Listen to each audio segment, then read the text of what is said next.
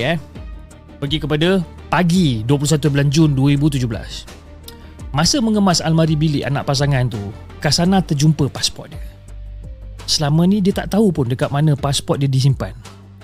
Jadi bila dia nampak pasport dia dekat dalam almari tu, dia buat keputusan untuk ambil pasport tu dan cabut tinggalkan rumah tu. Tapi ada satu masalah.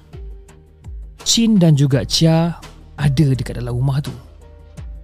Dan mengikut pada pengakuan dia sendiri, yang kemudiannya dibentangkan dalam Pembicaraan Jenayah Indonesia dan juga Siasatan Coroner Singapura, dia kata dia terinspirasi oleh sebuah filem yang berjudul The Revenger Queen untuk ikat pasangan tu sebelum dia melarikan diri.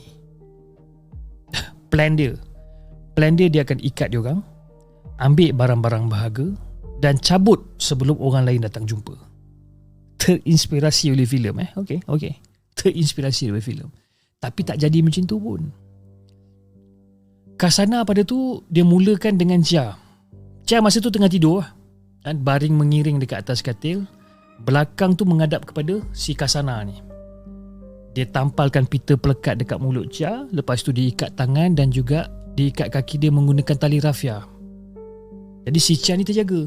Dia terjaga dan dia mula meronta-ronta. Dan pita dekat mulut dia ataupun selotip dekat mulut dia tu pun tercabut. Dan dia pun jerit. Dia jerit sekuat hati. Jadi apa yang si Kasana ni buat? Kasana ni hidupkan TV, dia on TV dan dia naikkan volume sampai yang paling kuat untuk tutup suara Chia ni. Lepas tu tak ada cerita banyak.